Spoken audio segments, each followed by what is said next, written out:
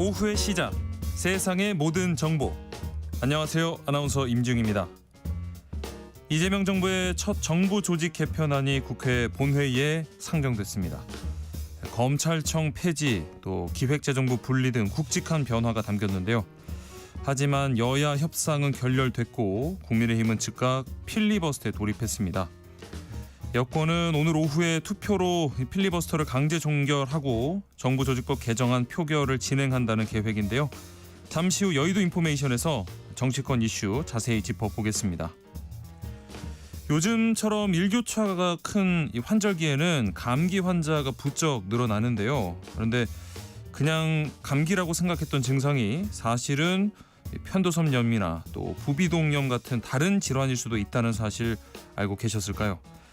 오늘 세모정 톡톡상담소 라디오 주치 시간에 환절기 감기로 착각하기 쉬운 질환들 어떤 증상으로 구분해야 하는지 자세히 알아보고 또 관련 상담도 해드리겠습니다.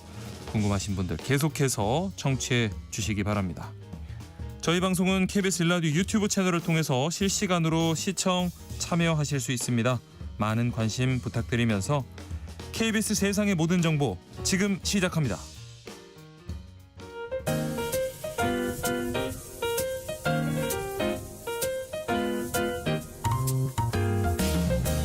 정신없이 바쁜 하루, 놓치면 안 될 경제 사회 분야 뉴스를 한 번에 정리해드립니다.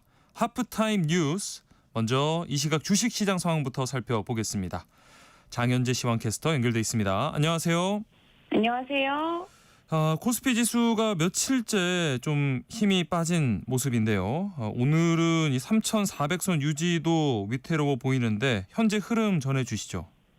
네, 오늘 우리 시장 크게 하락하고 있습니다. 미국의 금리 인하 기대감이 옅어진 가운데 관세에 대한 불확실성마저 커지면서 코스피가 어렵게 만들어낸 3,400선을 내줬습니다. 예. 현재 2.47% 급락하면서 3,385포인트 가리키고 있습니다. 오늘 외국인과 기관, 메이저 수급 주체의 매도 우위 보여주고 있습니다. 외국인이 5천억 원 가까이 팔아내고 있고 기관 역시도 4,100억 원 넘는 매도 우위입니다. 개인만 홀로 8,662억 원 순매수하고 있습니다. 오늘 시가총액 10위권 중에서 셀트리온 제외하고 9개 종목이 일제히 하락하고 있는데요. 특히 반도체 투톱 낙폭이 큽니다. 삼성전자가 3.7%, SK하이닉스가 5% 넘게 떨어지고 있습니다. 네, 코스닥 지수 동향도 살펴볼까요? 네, 코스닥도 나흘 연속 내림세입니다. 현재 2.1% 하락하면서 834포인트에서 움직임 보여주고 있습니다. 역시나 외국인과 기관 동반 매도 우위입니다. 외국인이 800억 원 가까이 팔아내고 있고 기관 역시도 100억 원 넘는 탈자 포지션 취하고 있습니다. 네. 개인만 홀로 934억 원 매수 우위 기록 중입니다. 시가총액 상위 종목단 전반적으로 약합니다. 피부 미용 관련 기업인 파마 리서치만 10위권 내에서 유일하게 상승하고 있는데요.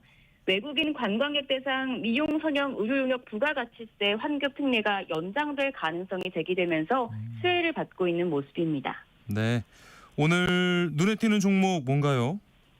네, 오늘 특징적으로 올라가는 섹터가 많진 않은데요. 그나마 로봇주가 선방합니다.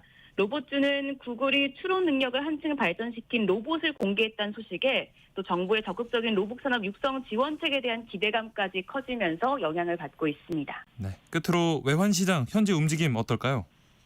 네, 오늘 외환시장 환율이 1,409원으로 1,400원 재차 돌파하면서 출발했는데요. 지금 레벨을 높이고 있습니다. 1,411원에 거래되고 있고요.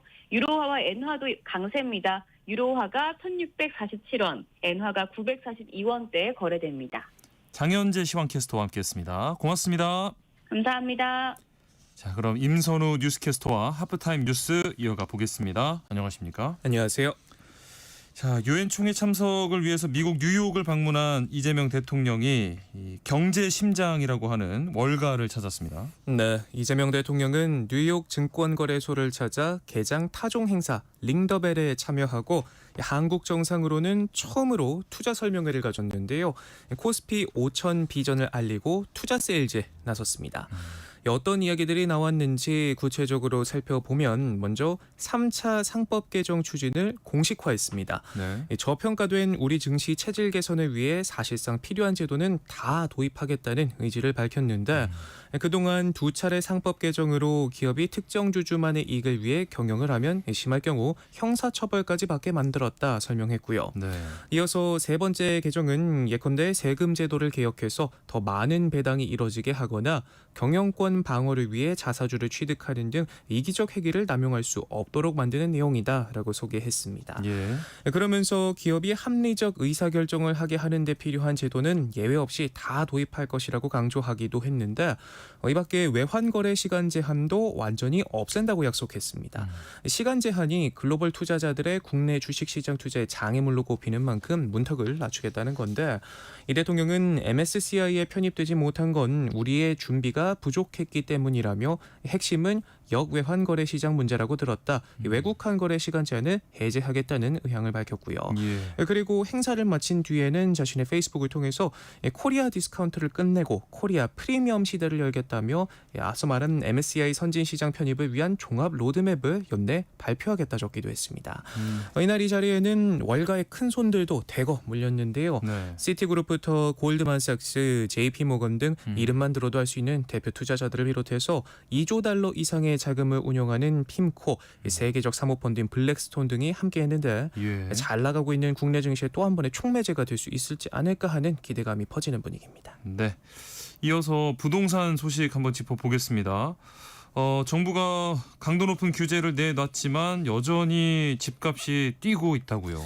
네, 서울 아파트 값은 3주 연속 상승폭을 키우면서 34주 내리 오름세를 기록했는데요. 네. 최근 정부가 두 차례 부동산 관련 대책을 발표했지만 똘똘한 한 채를 사야 한다는 매수세를 가라앉히지 못했기 때문인 것으로 풀이됩니다.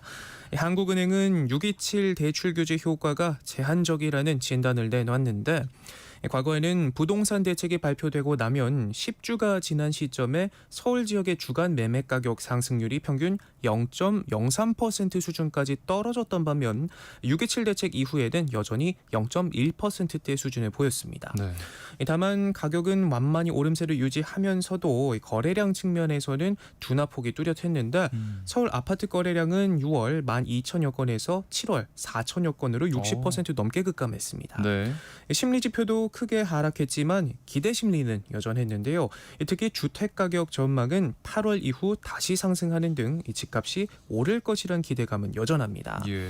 가계대출 흐름도 여전히 부담 요인으로 꼽히는데 7월 금융권 가계대출 증가폭은 2조 3천억 원으로 6월 6조 5천억 원과 비교했을 때 급감했지만 8월에는 4조 7천억 원 증가로 반등했고요. 한해는 서울 외곽 지역으로 집값 상승이 번지고 있는 현상도 주목하면서 규제 지역이 추가로 지정될 수 있다는 예상에 미리 집을 사는 현상으로 보인다는 진단을 내놨습니다. 네. 그간 집값의 추세적 안정을 강조해온 한은으로선 금리를 낮출 여건이 녹록지 않다는 분석을 내놓기도 했습니다. 네. 국내 기업들 경기 전망을 좀 부정적으로 보고 있다는 내용이 계속 이어지고 있다고요?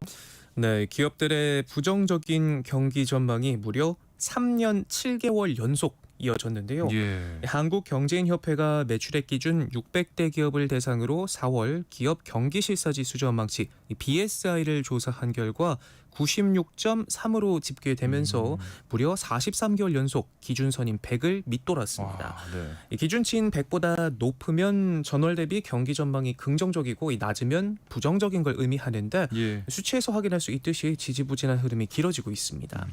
특히 투자 심리가 위축될 것을 가장 크게 우려했는데 투자 부문은 89.7로 나타나면서 5개월 만에 다시 80대로 하락했고요. 예. 고용과 자금 사정, 채산성, 수출, 내수, 재고 어느 것 하나 빼놓지 않고 모든 부분에서 부정적으로 나타났습니다. 아이고. 경기 침체가 길어지고 관세 등에 따른 대외 불확실성도 기업 규제 허들이 높아지고 있는 것에 대한 우려 등으로 투자에 대한 기업 불안 심리가 높아지고 있다는 분석인데 업종별로는 반도체와 자동차의 선박 등 효자 수출품을 중심으로 실적이 개선됐는데도 불구하고 후방 산업인 석화, 철강 등의 침체가 길어지면서 부품과 자재를 공급하는 기업들의 경기 전망이 부정적으로 나타났습니다. 네. 자, 다음 소식 좀 재밌는 통계 관련된 소식인데 사람들이 시기적으로 언제 가장 돈을 많이 벌고 또 언제 많이 쓰는지를 알아볼 수 있는 통계 나왔다고요? 네, 열심히 일하다 보면 나는 언제쯤 여유로워지나 이런 생각도 아하. 한 번쯤 해보셨을 텐데요. 그렇죠. 이 네. 통계청이 흥미로운 분석을 내놨습니다. 네. 이 나이에 따른 소비와 소득 관계를 분석을 해봤더니 우리 국민은 평균 28세에 소득이 소비를 넘어서는 인생 흑자 구간에 진입한 뒤 45세 노동소득이 정점에 이르는 것으로 나타났습니다. 45세. 네, 이 조사에 따르면 지난 2023년 기준 45세 노동소득은 4,433만 원으로 가장 많았고 이때 흑자 규모는 1,748만 원으로 최대였는데요. 네. 반면 27세까지는 소득보다 쓰는 돈이 많아서 적자가 지속됐고 아하. 특히 16세에는 교육비로 적자가 가장 컸습니다. 네. 61세 이후에는 소득은 줄고 의료비는 늘면서 다시 적자로 상황이 바뀌고 적자 시점은 2010년 56세에서 지난해 61세로 늦춰졌는데요. 네. 전체 생애 소비에서 노동소득을 뺀 값인 생애주기 적자 총액은 2023년 기준 약 15% 늘어난 226조 4천억 원을 기록하면서 처음으로 200조 원을 돌파하기도 했습니다. 예. 쓴 돈이 커진 폭이 버는 돈의 증가폭을 앞질렀기 때문인데 아하. 요즘 상황만 놓고 보면 사실 당연하다 싶어 보이기까지 합니다. 그렇죠. 물가 오르는 걸 보면 숨만 쉬어도 돈이 빠져나가는 것 같고 월급은 그대로인 것만 같고 하하. 통계대로 저도 45이 되면 좀 여유로워질 수 있을까 문득 궁금해지네요. 그렇게 또 많이 남진 않은 것 같아서 저도 지금 조급해지는 마음이고요. 자, 이번에는 교육계 소식인데요. 올해 고교 학점제가 도입되고 나서 현장에서 좀 불만의 목소리가 컸는데 결국에 교육부가 한 학기 만에 대폭 손질에 나섰어요. 네, 무엇보다도 과도한 업무 부담을 호소하는 교사들의 반발로 아하. 제도 안착이 사실상 어려워졌다는 판단이 크게 작용했는데요. 네. 교육부의 개선 방안에 보면 보충 지도 시간을 줄이는 등 업무 부담을 완화하고 신규 교원도 더 채용하기로 했습니다. 예. 구체적으로 보충 지도 시간을 학점당 5시간에서 3시간으로 줄이고 출석률 미달 학생은 온라인 수업으로도 대체할 수 있도록 했고요. 교사 충원과 더불어서 교원단체가 요구해온 이수 기준 개편 논의는 국가교육위원회로 넘겼습니다. 네. 기존 이수 기준에서 학급 성취율은 빼고 출석률만 반영하는 방안 등을 논의할 예정인데 그럼에도 교원단체들은 이번 조치들에 대해 미봉책에 그쳤다며 현장의 폐지 요구를 막을 수 없을 것이다라고 평가하고 있습니다. 네. 다음으로 사건 사고 소식인데요. 인천대교에서 운전자가 실종됐는데 이달에만 벌써 4번째라고요?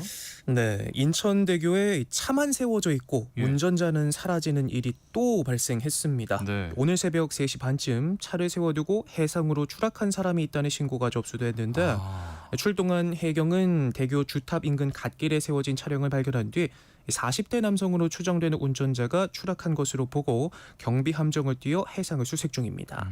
하루 전인 어제도 비슷한 사고가 있었고 예. 이달 들어서만 앞서 말씀하신 것처럼 이 같은 일이 벌써 4건이나 발생했는데 네. 모두 30대로 물 안에서 숨진 채 발견됐습니다.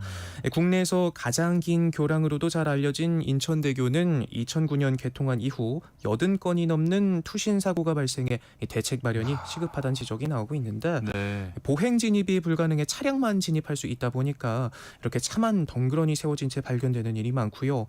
이 때문에 3년 전 차량 주정차를 막기 위한 드럼통을 설치해보기도 했지만 긴급 상황 대응을 위해 지난달 모두 철거된 상태입니다. 네.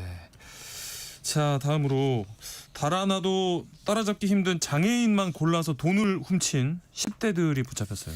네, 참 어쩜 이렇게 영약할까요? 사건은 이렇습니다. 네. 편의점에서 물건을 사고 전동 휠체어에 올라 이동하던 50대 여성을 본 한 10대가 네. 그 뒤를 따라갑니다. 어허. 한 30분가량을 한참이나 따라다니다가 CCTV가 없는 사각지대에서 휴대전화 배터리가 다 됐다며 자연스럽게 접근해 전화를 빌린 뒤 케이스 안에 들어있던 현금을 훔쳐 유유히 사라졌다고 하는데요. 네. 경찰이 추적에 나섰지만 결정적인 범행 장면이 없어 검거에 어려움을 겪었는데 아하. 이 학생이 공범과 근처에서 돈을 나누는 결정적 장면을 찾아내 자백을 받아내는 데 성공했다고 합니다. 네. 이 돈이 필요해 범행을 저질렀고 휠체어를 타고 있어 도망가도 못 따라올 것 같았다라고 경찰이 진술했다고 하는데 이 학생들은 과거에도 금은방 절도부터 택시 무임승차, 이 무전 취식 등으로 처벌을 받거나 조사를 받고 있던 것으로 확인이 됐고요. 결국 특수절도 등의 혐의로 소년부에 송치됐습니다. 어쩌다 한 번이 아니었군요. 네. 변명 여지가 없네요. 자, 그리고 저희가 앞서 하프타임 뉴스에서도 관련 소식 전해드렸는데 트럼프 대통령이 이 임신부는 타이레놀을 먹어서는 안 된다, 자폐를 유발한다 이런 주장을 해서 논란이 됐었어요. 근데 전문가들 입장은 좀 다른 것 같네요. 네, 식약처는 이번 타이레놀 논란에 임신부도 복용이 가능하다 선을 그었습니다. 네. 기존 주의사항대로 의사나 약사 등 전문가와 상의하고 복용 가능하다 설명했는데요.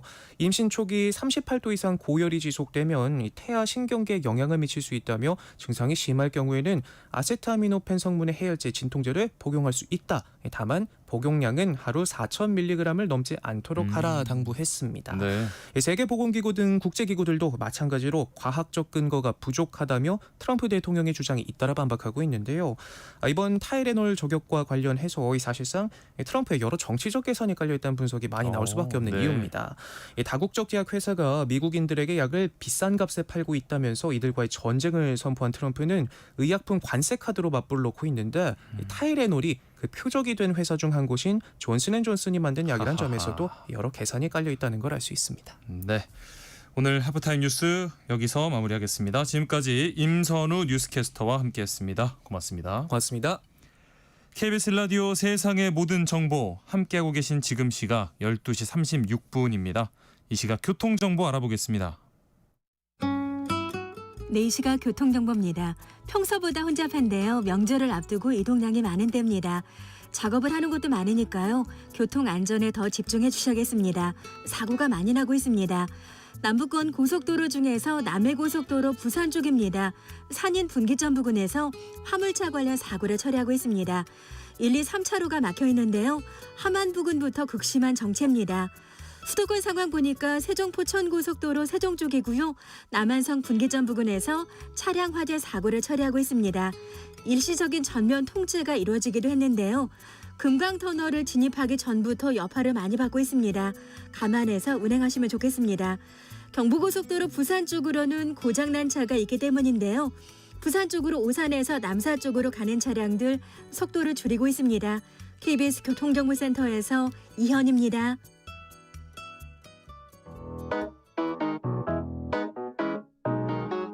세상의 모든 정보는 청취자분들의 관심과 참여를 기다립니다.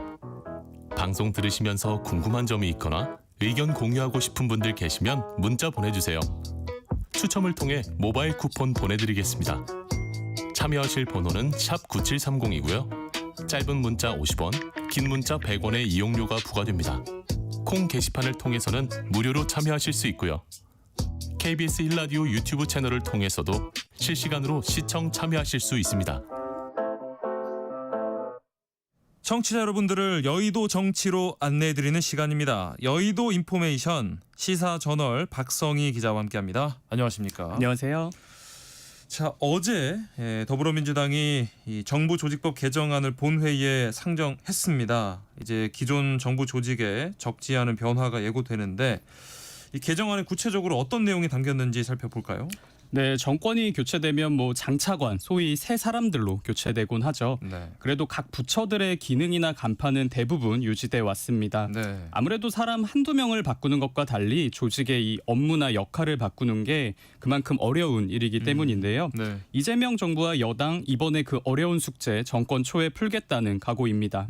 시대가 바뀐 만큼 정부 부처들의 이 역할이나 기능도 더 유연하게 바뀌어야 한다는 판단인데요. 네. 민주당이 어제 본회의에 상정한 정부조직법 개정안을 보면 정부 부처들의 변화 적지 않습니다. 네. 우선 검찰청이 폐지되고 공소청이 신설됩니다.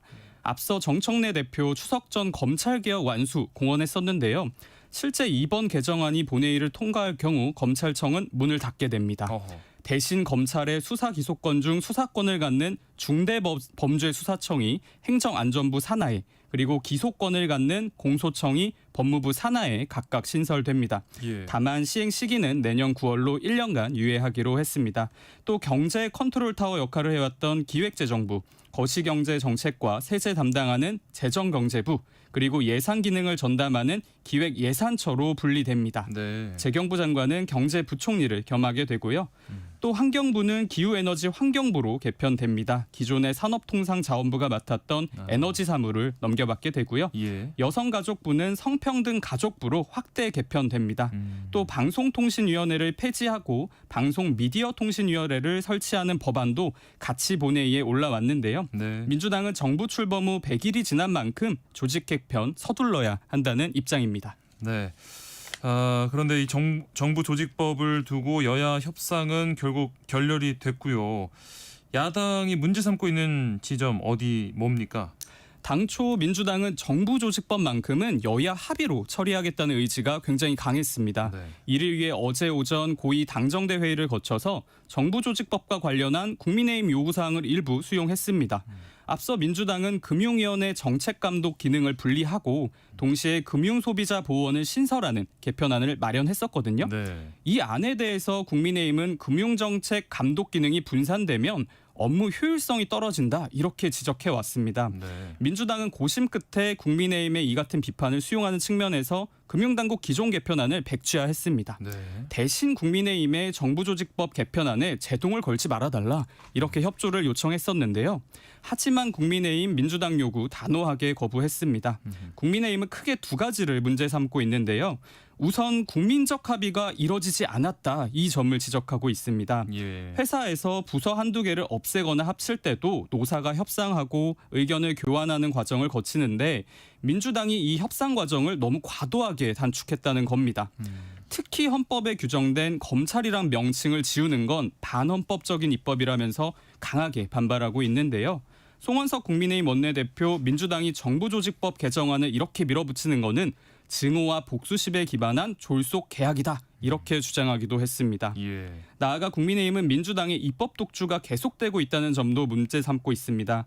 비단 이번 정부조직법 개편뿐 아니라 의석을 앞세운 민주당의 일방통행식 입법이 이재명 정부 들어서 연이어 이어지고 있다는 건데요. 네. 국민의힘 일각에선 민주당이 야당이었던 윤석열 정부 당시에는 여성가족부 폐지 그렇게 반대해놓고 여당이 되고 나니까 정부 조직 개편에 협조해달라고 요구하는 거는 이율 배반이다 이런 주장도 나옵니다. 네. 결국에 국민의힘이 필리버스터에 돌입을 했습니다. 필리버스터가 구체적으로 어떻게 진행되는지 그리고 앞으로 이 본회의 안건 처리 일정에 어떤 영향을 주게 될지 궁금한데요. 네, 법안이 본회의를 통과하려면 출석 의원 과반수 이상의 찬성이 필요한데요. 현재 법력권이 180석 이상의 의석을 확보하고 있기 때문에 국민의힘이 정부조직법 개정안에 본회의 통과를 막기는 현실적으로 좀 어렵습니다. 네. 그래서 무제한 토론, 즉 필리버스터로 대응하겠다는 방침인데요. 네. 민주당은 우선 정부조직법 개정안을 포함해 어제 총 4개 법안을 본회의에 올렸는데 국민의힘은 이 쟁점 법안들이 상정될 때마다 의원들이 토론을 이어가면서 법안 처리를 최대한 지연시키겠다는 계획입니다. 예. 국회법상 필리버스터는 시작한 지 24시간이 지나면 재적 의원 5분의 3 이상 찬성으로 종료시킬 수 있습니다. 민주당의 의지에 따라서 바로 종료시킬 수 있는 셈이죠. 네. 국민의힘이 필리버스터를 시작하면 물리적으로 하루에 법안 1개씩만 처리가 가능한 셈인데요. 4개 법안이니까 필리버스터는 4박 5일간 진행된 뒤에 예. 29일 다음 주 월요일에야 끝날 것으로 보입니다. 민주당은 일단 국민의힘이 필리버스터에 돌입한 직후인 어제 오후 6시 20분경에 종결 동의안을 이미 제출했습니다. 그래서 24시간이 지나는 오늘 6시 20분쯤 첫 번째 필리버스터 강제 종료될 것으로 보이는데요. 네. 정부조직법 개편안이 가결되면은 국회는 이어서 방송미디어통신위원회 설치법을 상정할 예정입니다. 국민의힘은 이 법안에 대해서도 곧바로 필리버스터에 돌입한다는 방침입니다. 네. 그런데 뭐 민주당 내부에서도 이 금융감독 개편안 철회한 거 가지고 좀 아쉬움과 반발이 나왔다고 하는데 어떤 맥락에서 이런 목소리가 나왔을까요? 네, 어제 민주당이 의원총회를 열었습니다. 네. 그런데 일부 의원들이 이 정부조직법 개편안을 비판한 것으로 전해집니다. 네. 민주당이 국민의힘을 설득하기 위해서 금융위 개편안을 이 백지화한 거를 문제 삼고 있는 건데요. 네, 네. 실제 민주당 의총에서는 국정기획위에서 이렇게 오랫동안 논의해온 안을 어떻게 이렇게 하루아침에 쉽게 뒤집느냐. 그리고 공무원들이 저항한다고 이 개혁을 후퇴시키는 게 말이 되느냐. 이런 강한 지적이 나온 것으로 알려졌습니다. 예. 정청래 대표가 야당 반대 때문에 나도 어쩔 수 없었다. 완곡하게 해명했다고 하는데요. 그럼에도 일부 의원들 사이에서는 얼마 전에 특검법 개정안은 야당의 반발 무릅쓰고 여야 원내 합의안까지 깨놓고는 왜 이번에는 또 야당 핑계로 물러서는 거냐 이런 비판이 나왔다고 합니다. 네. 취재에 따르면 집단적인 반발은 아니었다고 해요. 한 3-4명 정도 일부 소수 의원들이 문제를 제기한 것으로 알려졌는데요. 네. 민주당 지도부는 일단 첫 술에 배부를 수는 없다 이런 입장입니다.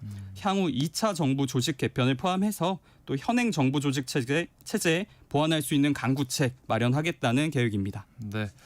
사실 이 정부 조직 개편안 뭐 여야뿐만 아니라 현장 공무원들이 굉장히 예의주시하고 있을 것 같은데 각 부처 분위기는 어떨까요? 예, 부처마다 희비가 엇갈리고 있습니다. 네. 우선 금융위원회와 금융감독원 이번 철회 결정에 안도의 한숨을 내쉬는 분위기입니다. 네. 실제 한 금융위 고위 간부는 부처 쪼개기 과정이 마치 이혼 수석 같았다. 예, 이렇게 후련함을 표하기도 했는데요. 네. 만약 정부 조직 개편안이 초안대로 통과됐다면 금융위는 절반 이상의 직원들이 세종시로 거처를 옮겨야 했습니다. 예. 또 공무원 신분은 아니지만 김감원의 직원들도 조직 분리가 되면 자신의 거취를 우려하는 분들 상당히 많았는데요. 네. 그래서 지난 수요일에 금감원 직원들 한 1000여 명이 시위에 나서기도 했습니다. 결국 금융 개편안이 백지화되면서 직원들 모두 안도하는 모습인데요. 네. 반대로 조직이 이 사라질 위기에 처한 검찰 분위기는 초상집입니다. 예, 검찰 일선에서 불만이 굉장히 커지니까 대검 수뇌부가 전국의 검찰청을 돌면서 간담회까지 진행한 걸로 확인됐는데요. 네. 이 자리에서 후배 검사들이 이 선배들을 향해서 지휘부가 책임지는 모습이 필요하다 이렇게 비판을 했다고 합니다. 네. 성토가 이어졌다고 하는데요. 대검도 헌법에 규정된 검찰을 지우는 것은 도리어 성공적인 이재명 정부의 검찰 개혁에 오점이 될 수 있다. 예, 이렇게 공식적인 반대 입장을 내놨습니다. 네. 그러나 현재 상황을 뒤집을 만한 뾰족한 방법은 또 없어서 검찰 지휘부도 고민에 빠진 모습인데요. 이 밖에 신설되는 성평등 가족부 또 기후에너지 환경부 이 경우에는 아직 구체적인 권한이나 뭐 예산, 인력 배분이 확정되지는 않은 상태입니다. 네. 정부조직법 개정안이 뭐 국회를 통과해도 당분간은 이 신설되고 폐지되는 조직 간의 그 혼란 불가피할 것으로 보입니다. 네. 갈수록 여야 사이는 점점 더 악화하는 모습인데 또 다른 이 갈등의 도화선이 등장을 했어요. 민주당이 이른바 조희대 청문회 예고를 했습니다. 배경부터 살펴볼까요? 네, 지난 22일 월요일이죠. 네. 국회 법제사법위원회 소속 민주당과 조국혁신당 의원들이 검찰개혁 입법청문회 도중에 조희대 대법원장 긴급청문회 건을 의결했습니다. 네. 청문회는 오는 30일 다음 주 화요일에 열리게 되는데요. 네. 배경은 크게 두 가지입니다. 우선 지난 5월에 이재명 대통령의 선거법 사건이 대법원 전원합의체에서 유죄 취지로 파기환송됐는데 네. 이게 사실상 대선 개입 아니냐? 이 의혹의 실체를 직접 이제 의원들이 밝히겠다는 겁니다. 예. 조희대 대법원장을 국회로 직접 불러서 왜 대선을 앞두고 표심에 영향을 미칠 수 있는 판결을 왜 이례적으로 빠르게 한 것인지 그 배경에 혹시 정치적인 의도가 있는 거 아닌지 이걸 직접 묻겠다는 것이 이번 청문회의 취지입니다. 예. 여기에 최근 조 대법원장이 대선 전에 한덕수 전 총리 등과 만나서 이재명 대선 후보 제거 계획을 모의했다. 이 의혹까지 불거졌는데요. 네. 이 배경을 바탕으로 민주당 강경파 의원들이 청문회 추진을 밀어붙였습니다. 조희대 대법원장을 포함해서 대법관 5명과 한덕수 전 총리 그리고 또 윤석열 전 대통령의 내란 혐의 사건 재판장이죠. 지기현 판사를 증인으로 채택했습니다. 네. 법사위의 민주당과 조국혁신당 의원들은 사법부 독립을 위장한 이 정치적 행위 대선 개입 여부를 따져야 한다. 또 사법부가 대선에 개입했는데 국회가 국민들을 대리해서 물어야 하는 거 아니냐 이렇게 말하면서 청문회의 정당성 강조하고 있습니다. 네. 대법원장의 청문회라고 하니까 굉장히 이례적인데 조희대 대법원장 입장은 뭘까요? 실제 그리고 청문회 출석할까요? 결론부터 말씀드리자면 조희대 대법원장이 청문회에 출석할 가능성 불투명합니다. 네. 앞서 정청래 대표가 법사위원장으로 있던 지난 5월에도 조희대 대법원장의 대선 개입 의혹 규명하겠다면서 청문회 개최 강행한 바 있거든요. 네. 하지만 당시 조 대법원장을 포함한 대법관들이 사법부 독립 침해를 우려하면서 청문회에 출석하지 않았습니다. 그렇죠. 당시 조 대법원장은 법사위에 제출한 불출석 사유서를 통해서 이번 청문회는 진행 중인 재판에 대한 합의 과정의 해명을 요구하는 내용을 담고 있는데 이거는 사법부 독립을 보장한 헌법 취지에 반한다. 이렇게 주장을 했었습니다. 예. 그럼에도 다시 한번 국회가 자신을 겨냥한 청문회를 예고하니까 조희대 대법원장 또다시 재판 독립 강조하는 메시지 잇따라 내놓고 있는데요. 네. 어제 신임 법관 임명식에 참석해서 헌법은 재판의 독립을 천명하고 법관의 신분을 보장하고 있다. 재판의 독립을 보장한 헌법 정신을 깊이 되새겨달라 이렇게 강조했습니다. 예. 뭐 사실 어떻게 보면 사법부 수장의 원론적인 당부로도 볼 수 있는데 시점이 워낙 공교롭다 보니까 정치권에선 마치 이게 청문회 불출석 사유서 아니냐 이런 네. 해석이 나오는 거죠. 조 대법원장은 지난 22일에도 한 컨퍼런스에 참석해서 세종대왕은 법을 왕권 강화를 위한 통치수단이 아니라 백성들의 삶의 질을 향상시키고 권리를 보장하는 규범적인 토대로 삼았다면서 정치와 법의 일정한 거리를 강조하기도 했는데요. 예. 정청래 대표 최근 SNS에 대통령도 갈아치는 마당에 대법원장이 뭐라고 예, 이렇게 적으면서 네. 대법원장도 언제든 탄핵될 수 있다 이렇게 밝혔습니다. 뭐 아무래도 법 쪽의 내부 분위기에 주목이 되는데 사법부 공식 입장 나온 거 있을까요? 네, 아무래도 사법부의 수장이 입법부의 공격을 받는 상황이다 보니까 네. 내부 분위기가 아무래도 좋지 않습니다. 그렇죠. 예, 여당은 사법부가 먼저 민주주의의 이 룰을 어겼다는 입장이지만 사법부는 반대로 여당이 이 삼권 분립을 훼손할 수 있다 이렇게 우려하고 있는데요. 예. 법원 행정처장인 천대엽 대법관 지난 24일에 법사위 회의에 출석했는데 네. 재판 진행 중인 사건에 대해서 국회가 조사할 수 없다. 이 국감국조법을 이유로 조 대법원장의 청문회 반대 입장 밝혔습니다. 네. 이미 내려진 대법원의 판결에 대해서 입법부가 비판을 넘어서 청문회까지 개최하는 것은 일종의 재판 개입이자 판사 압박이라는 겁니다. 천대엽 처장 얼마 전 우원식 국회의장 예방했는데 이 자리에서 사법부의 독립을 통해 재판의 공정성과 정치적 중립성이 보장돼야 한다 이렇게 강조하기도 했는데요. 예. 또 12.3 비상계엄이 발생했을 때 사법부가 계엄은 위헌적 조치라고 거듭 밝혔다 이렇게 말하면서 사법부의 대선 개입 논란 이거 선을 긋기도 했습니다. 자, 국민의힘에서 이 여당 사법개혁 거듭 반대해 왔고 대법원장 청문회도 지금 강하게 비판하고 있습니다. 여야 이렇게 대치하는 지점 어디일까요? 여야가 맞서는 지점은 결국 청문회 정당성과 이 삼권 분립에 대한 해석입니다. 네. 민주당은 거듭 선출 권력 우위론을 앞세워서 이 선출되지 않은 권력인 사법부를 향한 감시와 감독의 필요성 강조하고 있거든요. 네. 공무원인 판사가 국민이 뽑은 국회의원과 동등한 지위를 가질 수 없다는 거죠. 또 일단 가진 의혹이 불거진 이상 청문회를 갖는 건 불가피하다는 입장입니다.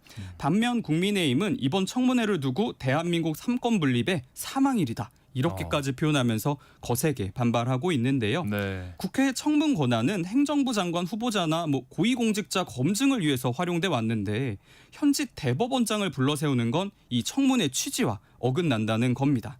나아가 이재명 대통령 관련 재판 판결을 문제 삼는 것은 여당의 대통령 방탄이다 이렇게 비판하고 있습니다. 네. 또 국민의힘은 민주당이 사실 확인도 아직 되지 않은 조희대 한덕수 회동설을 근거로 정치 공세를 하고 있다면서 이건 입법 쿠데타다 이런 표현까지 썼는데요. 네. 개혁신당도 이제 이거는 권력의 오만이자 독선이다 이러면서 조희대 대법원장 청문회 반대 입장을 밝혔습니다. 반면 조국 혁신당은 조 대법원장 탄핵 소추안까지 이미 작성한 것으로 알려졌는데요. 네. 청문회 둔 여야 간 입장차가 크게 벌어지는 모습입니다. 네. 시간이 얼마 남지 않은데 짧게 여권 내부에서도 이 조희대 청문회 비판 목소리가 나온다고요. 네, 조희대 대법원장을 향한 불신 여권 내부에 팽배합니다. 다만 청문회를 추진하는 그 과정에 아쉬움을 표하는 민주당 의원이 적지 않은데요. 네. 추미애 법사위원장이 지도부와 사전 조율 없이 청문회 안건을 상정했다는 점을 문제 삼고 있는 겁니다. 네. 친명계 핵심으로 불리는 김영진 의원도 언론 인터뷰 통해서 너무 급했다, 급발진이다 이렇게 공개적으로 지적하기도 했는데요.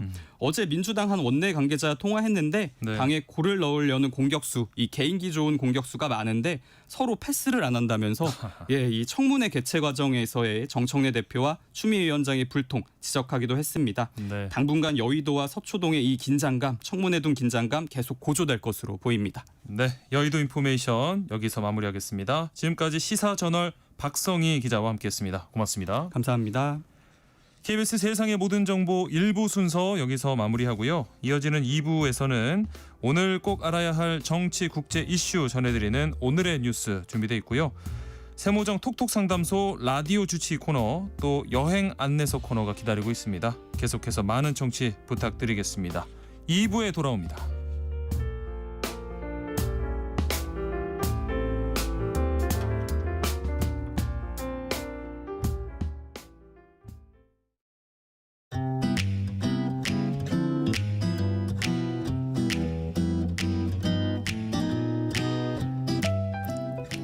안녕하세요. 바른말 고운말입니다.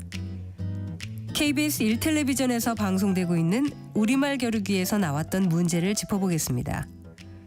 오늘은 제시되는 4개의 관용구에 공통으로 들어갈 서술어를 맞히는 문제입니다.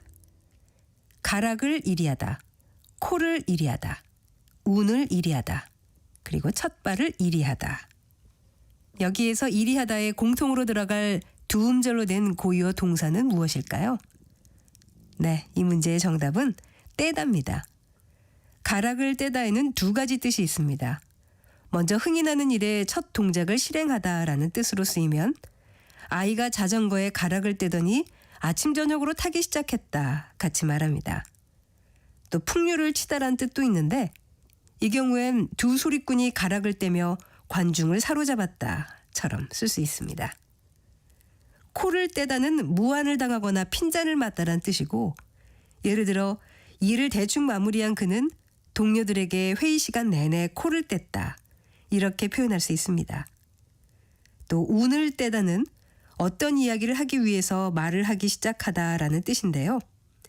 그는 어서 말해보라는 친구들의 재촉에 비로소 운을 떼었다 같이 말할 수 있지요.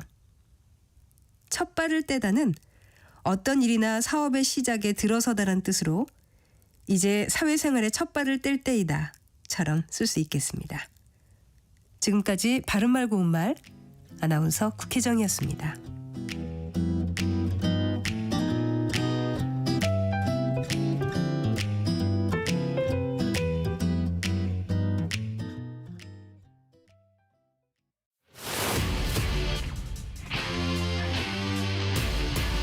토론에 정답은 없습니다.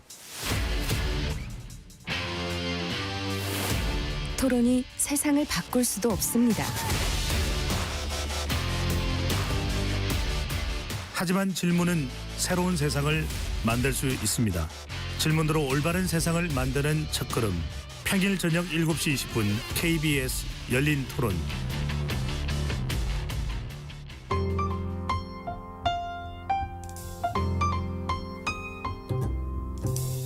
어떤 하루 보내고 계신가요?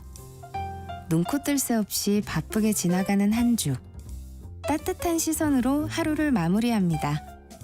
당신을 위한 지식 쉼터. 오늘 밤 일라디오. 월요일부터 금요일. 매일 밤 10시 5분에 시작합니다.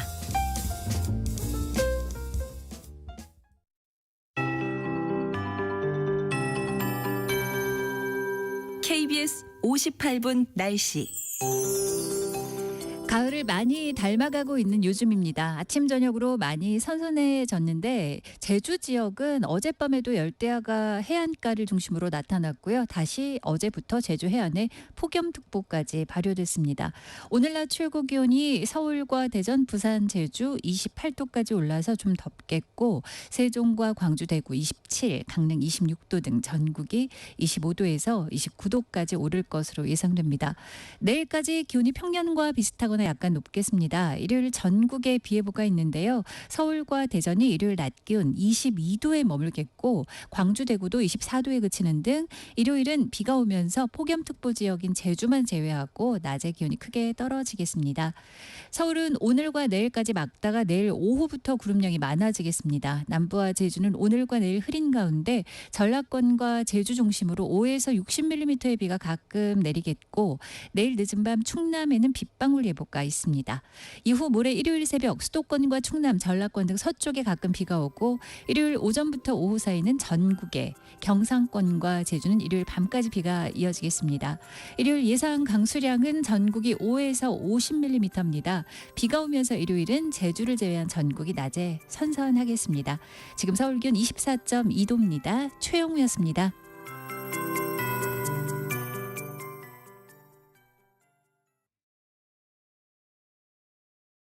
정성을 다하는 국민의 방송 KBS가 한시를 알려드립니다. AM 711kHz, FM 97.3MHz, KBS 1라디오입니다. HLKA.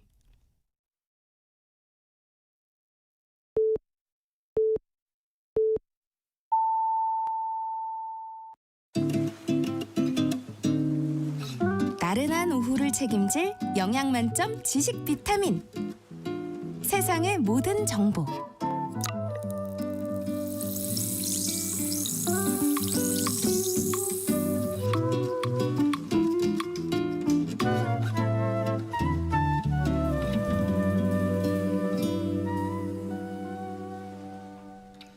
세상의 모든 정보 2부 시작합니다. 2부에서는 정치, 국제 이슈 전해드리는 오늘의 뉴스 하고요. 청취자 여러분들의 작은 궁금증도 신속 정확하게 해결해드리는 세모정 톡톡 상담소 금요일 코너 라디오 주치 기다리고 있습니다. 요즘 아침 저녁으로 쌀쌀하다가 또 낮에는 덥고 하는 이 일교차 큰 날씨가 이어지다 보니까 감기 증상 환자가 늘고 있는데요. 실제는 감기가 아닌 다른 질병인 경우도 많다고 합니다. 오늘은 감기와 헷갈리기 쉬운 질환들 어떤 것들이 있는지 또 어떻게 구분하면 좋은지 함께 알아보겠습니다. 오늘 주제와 관련해서 궁금한 점 있으시다면 문자 미리 보내주시기 바랍니다. 저희가 상담도 해드리고요. 또 추첨을 통해서 5분께 모바일 햄버거 쿠폰 보내드립니다. 문자 보내실 곳은 샵 9730번입니다. 짧은 문자는 50원, 긴 문자는 100원의 정보 이용료가 있고요. 콩 게시판에서는 무료로 참여하실 수 있습니다. 자, 그럼 먼저 라디오 정보센터 뉴스 전해드립니다.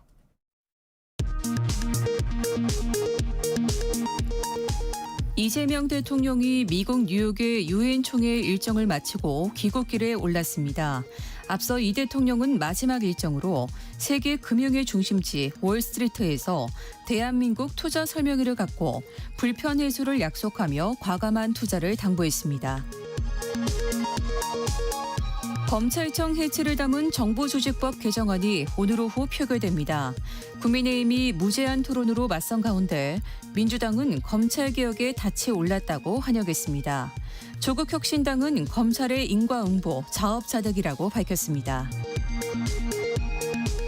내란 혐의 재판과 특검 소환 요구에 계속 불응했던 윤석열 전 대통령이 내란 특검팀이 추가 기소한 첫 재판과 보석신문에 출석했습니다. 출석 모습이 언론을 통해 공개된 데 이어 법원이 재판 전 과정을 촬영해 공개하기로 했습니다. 보석신문은 비공개됩니다. 순직해병 특검팀이 수사기간을 30일 더 연장하기로 결정했습니다. 이종섭 전 국방부 장관은 피해자 신분으로 3차 소환되면서 기자들에게 질문 같은 질문을 하라며 날선 태도를 보이기도 했습니다. 지금까지 라디오 정보센터 뉴스 정한나였습니다.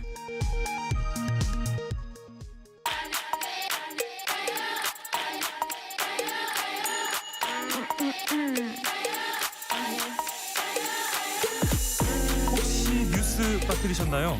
한낮에 전해진 소식들 꼼꼼히 정리해드리겠습니다. 오늘의 뉴스 조현정 시사평론가와 함께합니다. 안녕하세요. 네, 안녕하세요. 자, 월가를 찾은 이재명 대통령, 이 북한의 비핵화와 우리 국방비에 대해서 언급했는데 어떤 내용이었죠? 예, 뉴욕 증권거래소에서 대한민국 투자 서밋 행사가 열려서 이재명 대통령이 여기에 참석한 거고요. 네. 미국 금융계 인사들을 만났어요. 북한 얘기 그리고 또 국방비 얘기 이렇게 나왔는데 네. 요 얘기가 왜 나온 거냐면은 그 코리아 디스카운트 한국 증시의 저평가 원인 중에 하나로 군사적 대치에서 오는 불안정성이 있다. 요 얘기를 하다가 네. 그 대북 정책이라든가 우리의 국방비 이 얘기가 나온 건데요. 이재명 대통령 먼저 그 북한에 대해서 진단한 얘기를 좀 살펴볼게요. 예. 지금 북한은 체제 유지에 필요한 핵무기를 이미 충분히 확보한 것으로 보여지고 미국까지 도착할 수 있는 ICBM 기술도 거의 막바지에 다다랐다 이렇게 평가를 했습니다. 네. 그렇기 때문에 이미 기술력이 있고 보유하고도 있기 때문에 네, 네.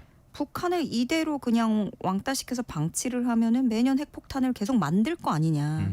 그러면 또 남은 핵무기는 다른 나라로 수출할 가능성이 높고 네. 국제사회가 이걸 중단시키는 것만 해도 상당한 이익이 있을 거다. 이렇게 진단을 한 거죠. 예. 그래서 단기적으로는 핵 개발, 핵 수출, ICBM 개발 이거를 먼저 중단시키는 그 단계부터 접근을 해야 된다라는 네. 거고 비핵화 협상을 할 수 있는 당사자로는 트럼프 대통령을 꼽았습니다. 그렇죠. 그리고 우리가 자체 국방 능력을 갖추기 위해서 국방비를 대폭 늘리겠다라는 방침도 밝혔는데 네. 요거는 물론 트럼프 대통령의 요청도 있기는 했지만 그것과 별도로 우리가 자체 국방력을 강화시키기 위해서 한다라는 건데요. 네. 지금 그 걱정이 사실 우리는 군사력이 압도적이기 때문에 걱정이 생기는 건 정치적 이유 때문이고 군사적으로 압도하는 건 당연한 거고 근데 긴장감 때문에 경제 손실을 가하고 있기 때문에 서로 좀 대화를 하고 네. 피차 도움이 되는 길을 찾자고 생각하고 있다. 이렇게 설명을 했어요. 예. 그러면서 우리가 그 주한민국 전력을 빼고도 세계 5위 국방력을 갖춘 것을 언급하면서 그러니까 군사적 위협이 그 자체로는 우리가 압도적이기 때문에 네. 커다란 위협이라고 하긴 어렵지만 대신에 그에 따른 부수적인 어떤 정치적인 접근이 자꾸 불확실성을 키운다라는 부분을 설명을 한 거예요. 네, 네. 예를 들어서 대만도 갈등이 있지만 한국처럼 증시가 저평가돼 있지는 않기 때문에 네, 네. 이런 정치적인 지정학적 리스크는 지금 우리 새로운 정부가 확실하게 해소하겠다. 이런 것들을 글로벌 투자자들에게 설명했습니다. 네. 자, 그리고 이 대미 투자 관련 조율이 진행 중인데요. 도널드 트럼프 대통령은 한국이 미국에 투자할 금액 3,500억 달러고 선불이다 이렇게 네. 말했습니다. 이게 백악관에서 그 중국 동영상 플랫폼이죠 틱톡 합의와 관련한 행정명령에 서명하던 날에 트럼프가 이런 발언을 한 거예요. 네. 그동안 우리는 다른 나라들부터 제대로 대우받지 못했지만 이제는 잘하고 있다. 우리가 이 정도로 잘한 적이 없다. 라면서 자기의 치적을 지켜세우면서 나온 말입니다. 네. 그러면서 또 이 예시를 든 거죠. 네. 우리 관세 합의, 무역 합의로는 어디서는 9,500억 달러 받았고 또 일본에서 5,500억 달러, 한국에서는 3,500억 달러 받을 건데 이거는 선불이다. 뭐 이렇게 과시를 한 거예요. 예, 예. 그 9,500억 달러는 트럼프 입에선 나라를 얘기하진 않았지만 이거 유럽연합 사례일 그렇죠. 거라고 볼 수 있고요. 네. 근데 이 선불이라고 일본하고 한국에 대해서 얘기를 한 거는 이제 한국하고 합의 과정이니까 우리는 이걸 전제 조건으로 깔고 가겠다라는 거를 좀 어필을 한 것 같아요. 예. 근데 지금 대미 투자 금액을 두고 한미 간에 줄다리기 하는 상황이잖아요.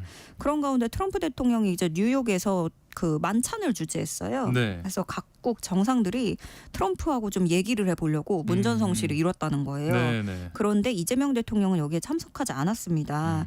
대신에 이렇게 뭐 투자자들 만나고 싱크탱크 관계자, 언론인 이렇게 여론 주도층을 초청해서 만찬을 가지고 무역 협상 동향이나 한반도 문제에 대해서 의견을 나눴다는 건데요. 네. 여기에 국민의힘은 셀프 왕따를 인증한 것이다 이렇게 비판을 하고 나섰습니다. 그런데 이제 사실 그 트럼프 만찬은 초청 대상이 따로 정해진 건 아니었고요. 누구나 갈 수는 있었던 거예요. 그래서 네. 우리도 마음 먹으면은 갈 수는 있었는데 네. 대통령실 핵심 관계자의 설명은 10초 남짓한 만남을 갖는 것보다야 현지 인사들과 일정을 소화하는 게 중요하다고 봤다 이렇게 설명하고 있습니다. 제대로 된 뭐 준비를 하고 만남을 가지는 게 더 낫겠다라는 판단 있었던 것 같고요.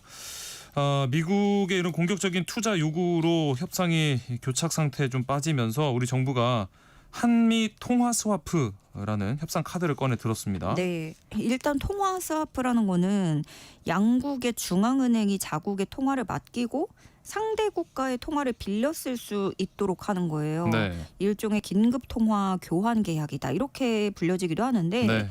위기 상황에서 외환시장 안정을 위해서 이 달러 유동성을 확보하는 그런 효과가 있는 겁니다. 네.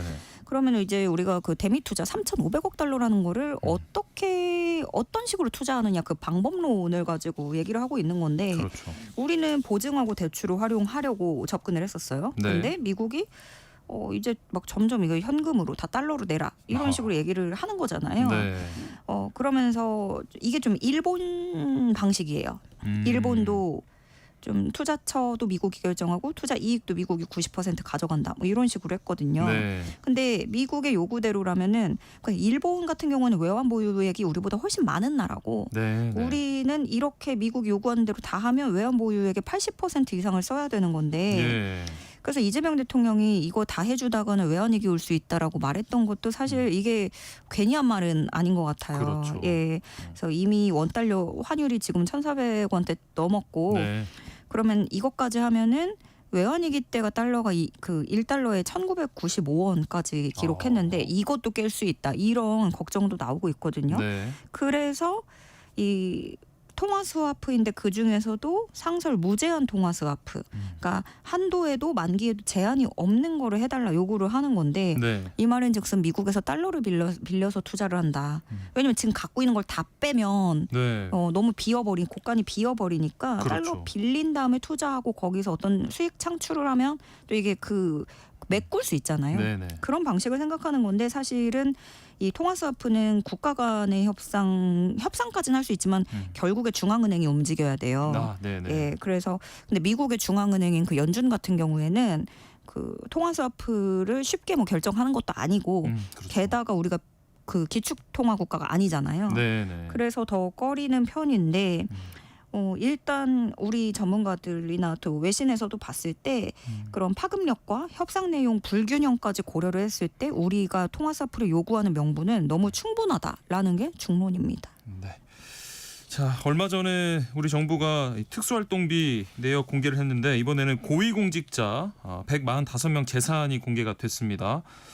이번 정부에서 새로 임명된 고위급 인사 중에 가장 재산이 많은 분 보니까 60억 7천여만 원이었네요. 네, 정부 공직자윤리위원회가 올해 6월 2일부터 7월 1일까지 신분의 변동이 있는 사람들, 취임하고 뭐 승진해서 고위공직자 되고 이런 사람들 있잖아요. 네. 그런 145명의 재산을 공개했습니다. 예. 그리고 이 중에서 대통령실 참모는 31명이 포함됐어요.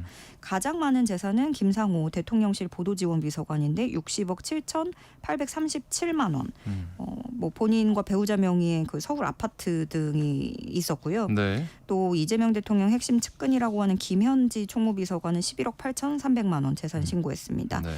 대통령실 참모 중에 재산이 가장 적은 참모는 2억 9,200만 원 신고한 전성환 경청통합수석이었고요. 예. 이 기간까지 임명된 이재명 정부 대통령실 참모 31명 평균은 22억 2,848만 원이었습니다. 22억. 네. 네.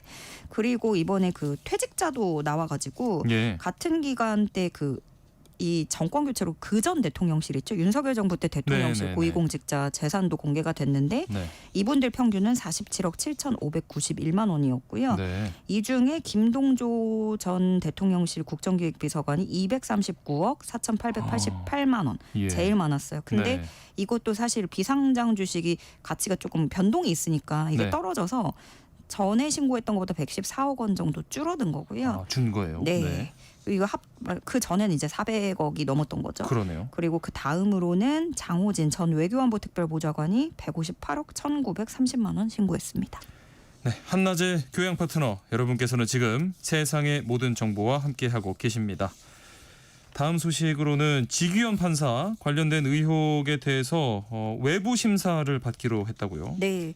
내란 형사 재판을 담당하는 판사죠. 지규현 부장판사. 네. 술 접대 의혹이 있었는데 요게 사실 그동안 법원이 뭐 아무것도 하지 않고 있다. 조사도 네. 뭐 지지부진하고 이게 의혹이 제기된 지 넉 달이 지났거든요. 그러니까요. 그런데 그 어떤 움직임도 없고 뭐 재판에서도 그대로 배제가 전혀 되지 않고 움직임이 없어서 자기 식구 감싸기라는 비판이 좀 쇄도했어요. 네. 그러다 보니 이제는 외부위원회 판단을 받겠다라는 건데 이 사건을 대법원이 감사위원회 안건으로 올려서 조사 종결하기 전에 이 법원 감사위원회 이쪽이 그 내부 감사 업무 공정성을 심의한다라고 2015년 때 만들어진 그 기구인데 여기에다 이 안건을 상정하겠다는 거예요. 네. 그래서 이 감사위원회가 조사에 대해서 이 결과 발표 방식이나 처리 방향 등에 대해서 다양한 의견을 또 법원 행정처장 등에게 권고를 할 수 있는 그런 기구입니다. 네.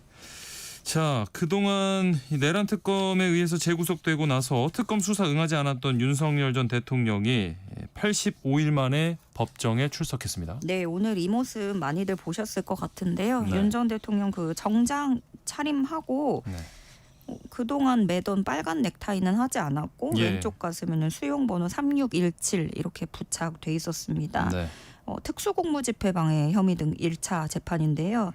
지난 7월에 구속된 다음에 뭐 건강상의 이유라든가 여러 이유를 들어서 내란 사건 재판에는 계속 안 나오다가 네. 오늘 나온 게 85일 만에 출석입니다. 예. 근데 처음부터 끝까지 이제 녹화 중계가 돼서 공개가 되는 건데, 그러니까 생중계가 아니죠. 네, 네. 법원이 촬영을 해서 공개를 하는 거예요. 그 개인정보나 군사 기밀 같은 게 또 중간중간 나올 수도 있어서 네. 법원이 그런 부분은 편집을 하고 공개를 하는 방식이고요. 네. 다만 이제 재판 시작되기 전까지는 언론사 촬영을 허가해서 그 모습이 잠깐 공개가 됐습니다. 네. 자, 다음 소식 보겠습니다. 퇴임을 앞두고 있는 이시바 시게루 일본 총리가 조만간 우리나라를 찾아서 이재명 대통령과 정상회담을 할 가능성이 큰 걸로 전해지네요. 네, 외교부 당국자가 이시바 총리 9월 말 방한을 일본 측과 조율 중이고 구체적인 일정과 장소 등 세부 사항이 확정되는 대로 알려드리겠다고 전했어요. 네. 이미 일본 외신들도 이시바 총리가 9월 30일부터 10월 1일까지 1박 2일간 한국에 가서 이재명 대통령 만날 것이다 이런 보도를 이미 했거든요. 예. 그래서 지금 나오는 얘기는 오는 30일부터 이틀간 해서 부산에 오는 방안을 추진 중이라고 알려졌는데 네. 이시바 총리는 다음 달 초에 퇴임을 해요. 네. 그래서 퇴임할 사람을 굳이 만나느냐라고 보실 수도 있는데 네. 먼저 일본 측에서 얘기할 수 있는 거는 이재명 대통령이 우리한테 먼저 와줬기 때문에 우리는 또 화답한다라는 성격이 1차적으로 있고요. 예. 그리고 또 이시바 총리로서는 마지막까지 마무리할 때 자기의 치적을 내가 한국과의 관계를 이 정도까지 네. 쌓아놨다라는 거를 어필을 할 것이고 네네. 그리고 사실 가장 큰 거는 일본 국내 정치 요소입니다. 예. 일본은 내각제라서 이제 자민당 총재를 뽑아야 되잖아요. 네. 근데 차기 총재 선거에 본인의 영향력을 이제 키워야 되는 입장인 거예요. 예. 근데 지금 자민당 총재 선거에 거의 2파전으로 가고 있잖아요. 네네. 그 다카이치라고 해서 뭐 여자 아베다 이렇게 좀 극우로 가는 사람이 있고 예. 고이즈미는 뭐 우리나라에서 워낙에 이제 개그 같은 걸로도 유명하기도 네, 네. 하고 농림상에서 막 쌀값 내린다 뭐 이렇게 하고 있는데 이 고이즈미가 이시바 총리의 뜻을 좀 계승하는 분위기예요. 네네. 왜냐하면은 다카이치는 이제 외국인들이 우리 사슴을 때리고 있어서 이런 거 눈 뜨고 볼 수가 없다. 뭐 이렇게 점점 강경 발언을 하고 있고 네. 고이즈미 같은 경우에는 한국과의 관계가 중요하다. 지금 이런 노선을 타고 있거든요. 네네. 그래서 이시바 총리가 퇴임하기 전에 어떤 고이즈미에게 좀 판을 깔아주는 그런 성격이 좀 있는 거고요. 네. 그리고 서울이 아닌 부산에서 만난다라는 거는 이재명 대통령하고 이시바 총리하고 둘 다 좀 지역 균형 발전을 강조해 왔기 아하, 때문에 네. 그래서 부산으로 정하는 것 같아요. 그런 가운데 우리는 이혁 주일 대사에 대한 임명 절차가 마무리됐습니다. 네. 그래서 이 주일 대사 첫 행보는 이시바 총리 방한 일정을 꾸리는 걸로 될 것으로 보입니다. 네.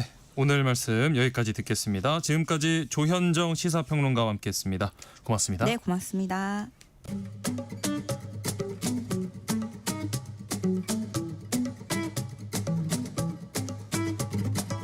지금 바로 세모정에 물어보세요.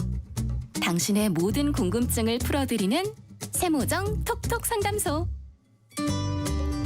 건강에 관한 모든 궁금증을 풀어드리는 시간입니다. 세모정 톡톡 상담소 라디오 주치의 오한진 가정의학과 전문의와 함께합니다. 안녕하십니까? 네, 안녕하세요. 요즘 날씨가 갑자기 막 바뀌어서 환절기라서 그런지 주변에도 좀 감기 환자들이 많이 느는 것 같거든요. 확실히 이런 환절기에는 아무래도 감기 환자가 좀 늘겠죠? 그럼요.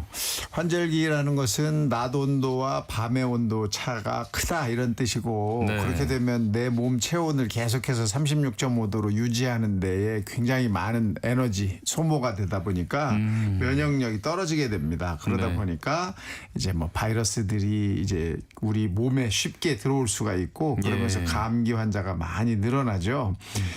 그런데 진짜 문제는 이 환절기 때 이 감기와 흡사한 증상을 나타내는 다른 질병들을 그냥 감기로 잘못 아는 그런 경우가 있다는 거죠. 네네네. 그런 뭐 감기랑 비슷한 것들, 그러니까 사실은 감기가 아닌데 증상만 보고 감기라고 생각한다는 말씀이시잖아요. 그렇죠. 의외로 감기로 잘못 알고 있는 그런 질병들이 있어요. 네. 뭐 지난번에 말씀드렸던 역류성 식도염도 이 마른 기침 때문에 이제 감기로 착각하기 쉽다 이렇게 이제 이야기했었는데 이 외에도 중이염, 편도선염, 부비동염, 폐렴 이런 것들이 그냥 초기에 감기로 생각되기 쉬운 질병들입니다. 네. 이렇게 이제 뭐 이야기를 했으니까 오늘은 이 환절기에 감기로 오인하기 쉬운 질환들 한번 이야기해 보면 좋겠습니다. 네, 오늘 라디오 주치 코너에서는요, 감기로 착각하기 쉬운 환절기 질환에 대해서 자세히 알아보도록 하겠습니다. 관련해서 궁금한 점 있으시다면 문자로 참여 부탁드리겠습니다. 자, 문자 보내주실 곳은 샵 9730번이고요. 짧은 문자는 50원, 긴 문자는 100원의 정보 이용료가 있고요. 콩 게시판 KBS 1라디오 유튜브 채널 통해서는 무료로 참여하실 수 있습니다. 저희가 추첨을 통해서 5분께 모바일 햄버거 쿠폰 보내드리겠습니다. 감기로 생각하기 쉬운 질환이 감기가 아닐 수 있다고 하니까 이렇게 환절기에 이 몸에 나타나는 증상들 그냥 가볍게 여겨서는 안 되겠다는 생각이 들어요. 말씀하신 것들 중에 편도선염 이거는 그냥 감기 증상 아닌가요? 그렇게 생각하시는 분이 꽤 있더라고요. 네. 이 편도선염은 목감기다 뭐 이렇게 생각하시는 분들이 있는데 완전 다릅니다. 이 감기는 한 200여 가지 종류의 바이러스에 생기는 병이고 이 편도선염은 주로 연쇄상 구균이라고 하는 세균에 의해서 만들어지고요. 예. 가끔 바이러스가 일으키기도 하는 그런 병인데 편도선에 염증을 일으키는 병입니다. 아하. 목감기랑 좀 오인하기 쉽다고 하셨는데 그러면 편도선염은 어떤 증상을 나타내나요? 예, 이 편도선염은 두 가지 아주 특징적인 증상이 있어요. 하나는 목이 아프다. 그렇기 때문에 이제 목감기라고 생각하시기가 쉽고 그렇죠. 두 번째는 아주 심한 고열이 납니다. 그러니까 이제 목이 아프다는 것은 음식을 삼키기도 어렵고 침을 삼킬 때도 몹시 심한 통증이 나타나고요. 고열은 38도 이상의 고열이 나타나니까 온몸이 쑤시고 아프면서 뭐 두통도 생길 수 있고 막 추워서 벌벌 떠는 이런 증상도 나타날 수가 있습니다. 그래서 목을 벌려서 보면 목의 양쪽에 있는 이 편도가 붓고 충혈이 돼 있고 또 하얀 이 고름이 잡혀 있는 것도 보이기도 합니다. 또 목 주변에 림프절이 있는 부분을 누르면 통증이 나타나죠. 또 목소리가 잠기고 쉰 소리가 날 수도 있고요. 온몸이 아프니까 피로하다 이런 느낌. 또 먹기가 어렵다 보니까 식욕도 떨어지고 그렇죠. 그래서 일상생활에 상당한 불편이 나타날 수가 있습니다. 증상이 너무 심해지면 호흡곤란이 오기도 하고요. 또 2차 감염으로 다른 곳까지 또 감염이 될 수 있기 때문에 주의가 아주 필요한 그런 질병이죠. 자, 그러면은 이 편도선염 치료는 어떻게 할 수 있을까요? 치료는 일단 뭐 병원에 오시는 게 1번이고요. 만약에 이제 집에서 조금씩 뭘 해보겠다 이러면은 우선 휴식을 잘 취하셔야죠. 충분하게 수분도 드셔야 되는데 목이 아프다 보니까 못 먹어요. 더더욱이 따뜻한 음식을 드시면 넘어가질 않습니다. 그래서 이럴 때는 아이스크림을 드시라고 저희가 일부러 알려드려요. 아이스크림이요? 네, 아이스크림은 칼로리도 높고 네. 또 차가워서 목이 덜 아픕니다. 쉽게 삼켜지거든요. 예. 그래서 이렇게 편도선염이 심할 경우에는 아이스크림 좀 부드러우면서 차가운 음식을 드시면 훨씬 더 영양을 섭취할 수가 있으니까 그렇게 좀 하시면 좋겠고 네. 대개는 이제 항생제를 쓰면 여기는 이제 세균 질병이기 때문에 항생제를 쓰면 좋아집니다. 네. 뭐 심한 경우에는 병원에 오셔서 뭐 수액도 맞으시고 뭐 항생제 주사도 맞을 수 있고요. 네. 아주 심하면 편도선을 제거하는 수술도 하실 수가 있습니다. 하지만 뭐 그건 조금 편해졌을 때 하셔야지 급하게 이렇게 염증이 생겨 있을 때는 어렵죠. 일단은 충분한 휴식을 취하시고 필요하다면 아이스크림 드셔보시라.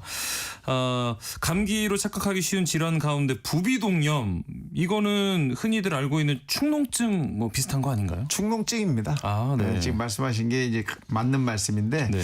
감기는 주로 이제 바이러스에 의해서 발생한다 이렇게 이제 말씀을 드렸잖아요. 예. 치료를 잘하면 보름 걸리고 치료를 하지 않고 놔두면 14일 걸리는 병이 감기입니다. 네. 그런데 이 축농증이라고 하는 부비동염은 이 감기 이후에 주로 나타나는데 세균이나 바이러스가 얼굴 뼈의 양쪽에 있는 이 볼뼈 안에 있는 구멍 속으로 여기에 이제 사실 공기 주머니가 들어 있는데 이 안으로 바이러스 세균이 들어가서 염증을 일으켜서 고름 분비물 이런 것들을 만들어내는 그런 병을 우리가 축농증이라고 합니다. 예, 이 뭐 축농증, 부비동염을 이제 감기랑 구분할 때 콧물색으로 이렇게 구별하기도 하던데 맞나요? 맞습니다.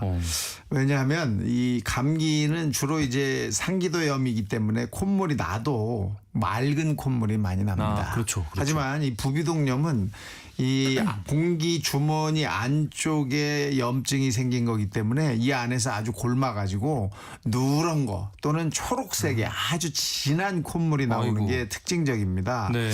뿐만 아니라 코 주변이나 이마나 볼 부위의 압박감, 통증 이런 게 이제 동반이 돼서 굉장히 어렵고요. 또 네. 불빛을 비춰보면 정상인 사람은 불빛이 쉽게 통과가 되는데 네네. 이 안에 고름이 차 있는 사람은 불빛이 통과가 잘 안 돼요. 그래서 여기다 프레쉬를 대보는 것도 이 진단 방법 중에 하나입니다. 뿐만 아니라 이제 후각이 둔해지고 입에서 아주 악취가 날 수도 있습니다. 네. 또 밤에는 누워 있기 때문에 여기서 나오는 분비물 때문에 기침이 더 심해질 수도 있죠. 그래서 이 감기인지 아니면 부비동염인지는 확실히 진료 방법이 다르기 때문에 네. 구분을 하셔야 합니다. 자, 그러면은 부비동염으로 이게 확정이 됐을 때 치료는 또 어떻게 할까요? 네, 이제 뭐 바이러스성일 경우에는 뭐 충분히 쉬시고 그 열을 떨어뜨리는 해열 진통제 이런 걸 드시면 대개는 회복이 되는데 네. 세균에 의해서 주로 부비동염이 많이 생기기 때문에 네네. 항생제를 쓰셔야 돼요. 근데 항생제를 써도 이 부비동 안에 즉 볼 옆에 있는 이 공기 주머니 안에 세균이 완전히 죽는다는 게 참 쉽지 않거든요. 네. 그래서 또 재발하고 이런 경우가 많습니다. 그래서 만성 부비동염으로 넘어갈 수가 있는데 이렇게 되면 이 부비동에서 코로 나오는 구멍을 통해서 수술을 하는 경우가 있습니다. 심할 때는. 네, 그래서 그 공기 주머니 안에 있는 점막을 다 제거하는 이런 수술을 또 할 수도 있거든요. 네. 하여튼 안 걸리는 게 더 좋으니까 예방 잘 하시고 또 콧물 나오는 거 냄새 나는 콧물이 10일 이상 지속된다 그러면 반드시 병원에 한번 가보시는 게 좋겠습니다. 네. 이 뭐 어쩌다가 이렇게 그 콧물이 목으로 이렇게 넘어갈 때도 있잖아요. 네네. 이제 코와 목 또 귀가 이렇게 통해 있으니까 중이염이 생겼을 때도 감기로 잘못할 수 있다는 말이 좀 이해가 되는 그렇죠, 것 같아요. 그렇죠. 중이염이라는 것은 귀 안쪽에 고막 안쪽에 이제 염증이 생기는 것을 중이염이라고 하는데 네. 그 고막 안쪽과 코에는 관이 하나 뚫려 있어요. 네. 여러분들이 이제 초등학교 때도 많이 배우는 유스타키오 관이라는 건데 오랜만에 듣네요. 네, 이게 이제 귀가 막혔을 때 코를 붙잡고 힘을 퍽 주면은 귀가 뻥 뚫리는 네. 느낌이 들죠. 그게 네네. 이제 유스타키오 관을 통해서 바람이 들어간 겁니다.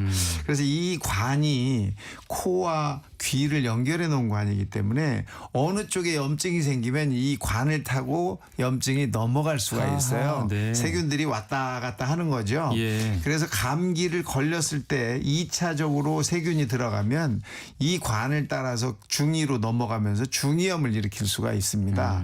이때는 이제 뭐 중이가 아파지죠. 그래서 네. 귀 안쪽이 아파지고 그다음에 귀에서 드디어는 이제 이 고막이 터지면서 귀 바깥쪽으로 이제 고름이 나오기도 하고 아주 심한 열이 나기도 하죠. 네. 그러면서 청력도 일시적으로 떨어질 수도 있고 이렇다 보니까 이제 감기랑 비슷하지 않냐 이렇게 생각을 할 수도 있는데 감기와는 차이가 많이 있습니다. 중이염은 치료하지 않으면 이 내이 귀 안쪽에 있는 평형을 담당하는 곳까지도 염증이 넘어가서 아주 심각한 문제를 유발할 수도 있기 때문에 네. 중이염, 귀에서 고름이 나오고 또는 귀가 통증이 많이 심하고 이런 경우에는 반드시 병원에 가셔서 제대로 치료를 하셔야 합니다. 그렇다면 중이염에 걸리면은 어떤 증상이 나타날까요? 네, 우선 제일 큰 게 귀가 아픈 거예요. 통증이 아주 심해지고 네. 밤에 통증이 심해지면서 열이 막 납니다. 밤에 네, 특히 아이들은 네. 잠을 못 자요. 아파서. 그리고 네. 어디가 아픈지를 표현을 못 하니까 그렇죠. 아이들은 어디가 아픈지 표현이 전혀 안 되기 때문에 어른이 알아차릴 수도 없고 울다 드디어는 이제 귀에서 고름이 나오면 중이염 때문에 이렇게 아파했구나라고 네. 이제 알게 되는데 하여튼 잠 못 자는 게 굉장히 어려워요. 그래서 이때 어린 아이들은 반드시 병원에 가서 한 번쯤 귀를 한번 볼 필요가 있고요. 예. 귀에서 이제 고름이 나오면 고막이 이제 터진 거기 때문에 나중에는 고막을 다시 수술해서 다시 막아줘야 소리를 잘 들릴 수가 있거든요. 예. 그래서 일단은 뭐 확인이 중요하니까 너무 귀가 아파하거나 힘들어하면 병원을 꼭 가셔야 됩니다. 네. 못 듣고 귀에서 고름 나고 또 그러다 보니까 균형도 잘 못 잡을 수도 있고 어지럽다 이런 증상도 나타날 수가 있습니다. 네. 자, 그러면 중이염 치료는 어떻게 할까요? 네, 중이염은 일단 대부분은 세균에 의한 그 염증이기 때문에 항생제를 써야 되거든요. 네. 그래서 항생제만 써서는 잘 안 되고 그 중이 안에 고름이 잡혀 있는 거기 때문에 네네. 해열 진통제를 같이 써야 됩니다. 아하. 그리고 그 고름이 꽉 찬 중이에 이 고막이 저절로 터지기보다는 이 수술적인 방법으로 미리 구멍을 내주면 고막은 다시 붙을 수 있어요. 그 작은 구멍을 통해서는. 예. 그래서 이런 고막을 살짝 제거하고 거기다 관을 꽂아 놓으면 고름이 다 흘러나오면서 통증도 금방 사라지거든요. 예. 그래서 이런 이 삽입술을 하기도 합니다. 무엇보다 감기를 빨리빨리 제대로 이제 좀 회복을 하게 만드는 게 중이염으로 가지 않게 하는 방법이기 때문에 예방, 네. 예, 급 감기 증상이 많아지고 열이 계속 나면 병원을 가셔서 치료를 제대로 하시는 게 좋겠습니다. 네.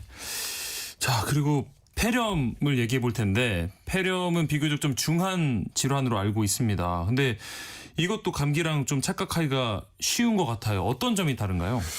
폐렴은 이제 시작이 되면 아주 중한 병으로 네. 노인들에서는 또 사망할 수 있는 그렇죠. 이런 중병이기 때문에 네.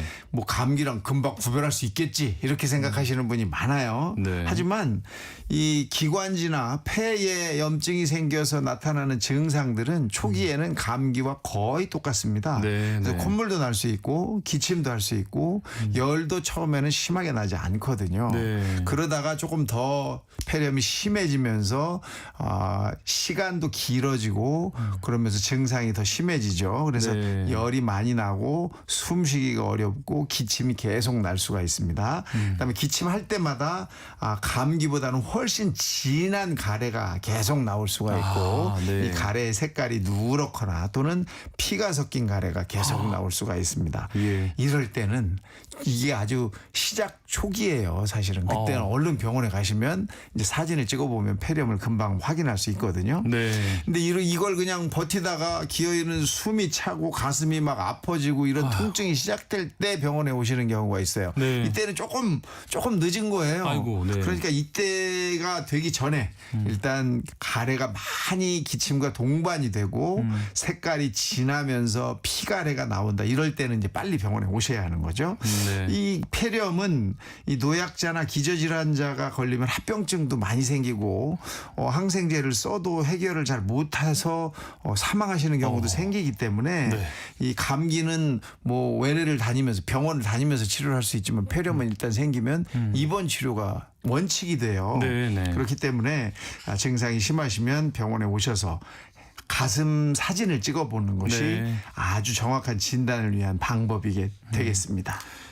조금이라도 뭔가 폐렴이 의심된다 하면은 버티지 말고 바로 병원으로 오시라라는 말씀이신데 병원에서 그럼 치료는 어떻게 이루어질까요? 네, 폐렴도 이제 종류가 여러 가지예요. 사실은 바이러스에 의해서도 폐렴이 생길 수가 있고 네. 주로는 이제 세균성 폐렴이 많죠. 거기다가 진균에 의한 폐렴도 있고 네. 마이코플라스마라는 세균에 의해서도 또 생깁니다. 이럴 때마다 쓰는 약제가 다 다르거든요. 그래서 네. 항생제를 쓰더라도 조금씩 다 다른 약제를 쓰기 때문에 병원에 와서 진단을 제대로 받는 게 가장 중요하고 우선 아픈 분들은 대증 치료를 하셔야 돼요. 열도 떨어뜨리고 휴식을 충분히 쉬하시고 수분 공급과 영양 공급을 잘 받는 것이 치료를 빨리 할 수 있는 방법이고요. 네. 또 호흡이 힘들 때는 산소 치료를 하실 수도 있거든요. 그래서 네. 이럴 때까지는 굉장히 힘들어진 거기 때문에 초기에 병원을 한번 오시는 것이 빨리 해결할 수 있는 방법이라는 거 잊지 마시고 감기라고 자꾸 그냥 우기지 마시고 병원 한번 네. 좀 와보시면 좋겠습니다. 네. 오늘은 환절기 감기로 착각하기 쉬운 질환들에 대해서 알아봤습니다. 자, 이제 문자 상담으로 이어가 볼게요. 7835님께서 목이 너무 아프고 열도 나는데 이게 단순 목감기인지 편도선염인지 구분이 잘 안 되는데요. 집에서 그냥 쉬면 괜찮아지지 않을까요? 꼭 병원 가야 할까요? 이것도 네. 본인이 볼 수 있는 방법이 있어요. 요즘 스마트폰에는 그 불 나가게 할 수 있잖아요. 네. 불을 켤 수 있죠. 네네네. 라이트를. 네. 그걸 켜고 앞에 큰 거울 앞에 서서 네. 자기 목을 벌리고 소리를 내면서 양쪽 목을 보시면 그 부분이 벌겋게 돼 있는지 커져 있는지를 스스로 확인할 수 있습니다. 네. 그걸 확인하기 전에 평상시에 자기 목을 한 번씩 봐두면 그렇죠. 내 평상시 목은 이랬는데 아플 때 보니까 이렇게 변했다. 이걸 알 수 있거든요. 그래서 네. 라이트를 켜시고 거울 앞에 쓰셔서 평상시에 자기 목을 한 번쯤 찍어두세요. 네. 찍어두시면 아플 때 다시 볼 때 같이 비교할 수가 있거든요. 네. 요즘은 뭐 기기가 너무 좋으니까 스스로도 확인할 수 있습니다. 네, 지금 생각난 김에 거울 앞에 이렇게 가셔서 밝은 빛 아래에서 자기 목, 속 이 모양 어떤지 한번 사진으로 남겨두시기 바랍니다. 자, 3589님. 감기 걸린 뒤로 계속 진한 콧물이 나오고 얼굴이 무겁게 눌리는 느낌이 드는데요. 그냥 감기가 오래 가서 이러는 건지 부비동염인지 어떻게 할 수 있을까요? 지금 말씀하신 분은 부비동염일 가능성이 높아요.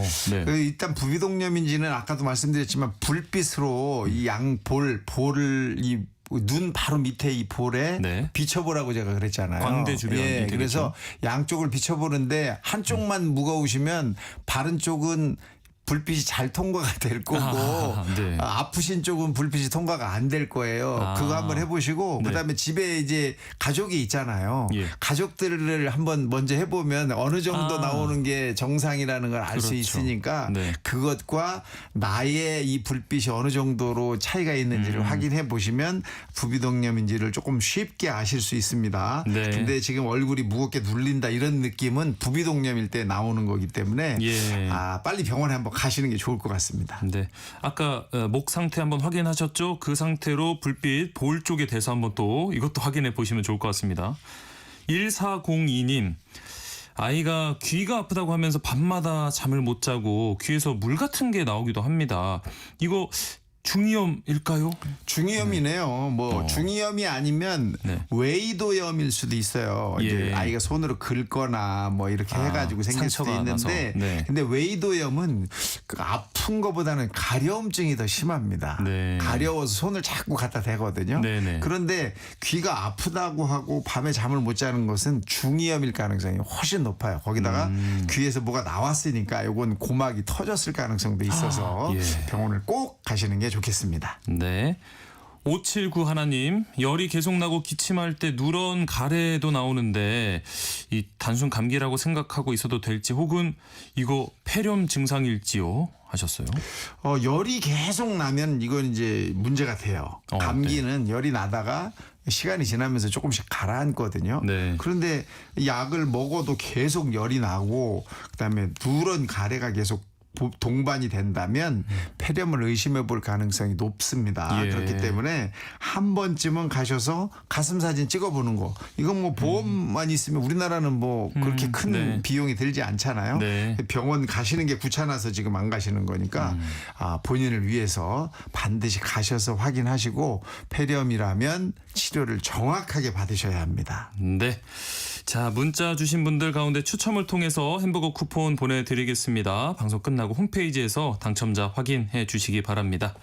오늘 라디오 주치 여기까지 하겠습니다. 가정의학과 오한진 전문의와 함께했습니다. 고맙습니다. 감사합니다. 네, 이기찬의 감기 듣고요. 다음 코너로 이어가겠습니다.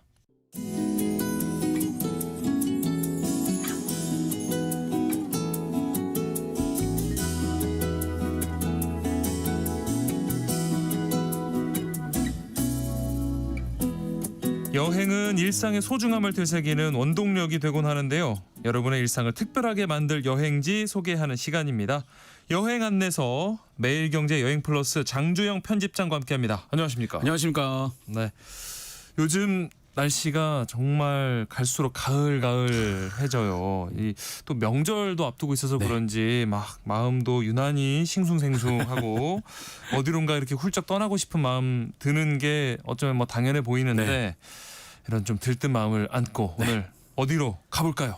아마 청취자분들도 저희랑 똑같은 마음이지 않으실까 그러시겠죠. 그 생각이 드는데 뭐 요런 때를 천고마비로 이제 슬슬 부르기 시작하잖아요. 그렇죠. 뭐 하늘이 높아지고 말이 살찌고 저도 살찌고 네, 저도 살찌고 비슷한 생각 가지시는 분들 많을 텐데 이제 그런 살찌는 거 다 포함해서 안고 여행 가면 아주 기분이 더 좋아집니다. 그렇죠. 네, 그래서 오늘은 약간 그 천고마비일 때 조금 더 어울릴 법한 문학적인 느낌으로 시작을 좀 해볼까 하는데요. 그 연탄재를 함부로 발로 차지 마라라고 노래한 시인 안도연 시인이죠. 이분이 산문집에서 안도연의 발견이라는 산문집이 있었는데 거기서 이런 글을 남기셨어요. 꽃무릇을 보지 않고 가을이라고 말하지 말라. 그러니까 한마디로 가을이 오면 꽃무릇 여행 떠나라 뭐 이런 얘기입니다. 그래서 지난주에도 제가 경남 함양에 흐드러지게 핀 꽃무릇 얘기를 했었는데 이번에는 전남 영광으로 가보겠습니다. 영광. 이 여기서 올해 25번째 열리는 영광 불갑산 상사화 축제가 9월 26일 오늘이죠. 10월 5일까지 상사화랑 머물고 상사호랑 찍고라는 주제로 펼쳐집니다. 이 상사호랑은 진짜 상사화 꽃에 그 호랑이를 얹어놨어요. 그래서 진짜 이미지가 호랑이가 돼 있습니다. 그래서 영광 불갑산은 국내 최대 상사화 군락지거든요. 천년의 역사를 가진 고찰 불갑사를 품고 있기도 한데요. 이 매년 9월 중순경에 330만 제곱미터, 그러니까 1000평에 달하는 곳에 이 상사화의 물결이 일렁입니다. 꽃이 피기 시작하는 건 8월 중하순부터입니다. 그때는 상사화와 그 북노랑 상사화가 주를 이루고요. 본격적인 축제를 알리는 9월 중순 이후에는 석산이라고 부르는 꽃무릇이 만개를 합니다. 그래서 지금 가면 상사화랑 이 꽃무릇을 함께 보실 수가 있거든요. 사실 지난 그 해에는 9월 폭염 때문에 꽃 없는 축제라고 해서 굉장히 아쉬워하셨어요. 그런데 올해는 완전히 다릅니다. 99%에서 100% 개화라고 할 만큼 상사화 꽃대궐이 펼쳐지고 있으니까 기대하고 가셔도 좋습니다. 야, 상사화로 피기 시작해서 꽃무릇하고 약간 바통 터치하는 그런 느낌이니까 이 두 꽃 다 사실 정열적인 빨간색이라서 뭔가 보기만 해도 진짜 힘이 생기는 느낌일 것 같은데. 자, 본격적으로 축제 즐겨볼까요? 이 축제에서는 물론 꽃 구경이 우선이겠죠. 네. 여기에 문화, 유적, 또 산행까지 함께 즐기면 아주 일석이조인데요. 네. 축제는 상사화를 주제로 한 공연이나 체험, 문화 행사 등이 가득합니다. 상사화를 곁에 두고 걷는 꽃길 걷기, 또 소원을 비는 소원의 길 걷기 등이 있고요. 네. 또 해가 지기 시작하면 상사화 달빛 야행이나 상사화 미디어 파사드 등에서 화려한 조명설을 즐길 수가 있습니다.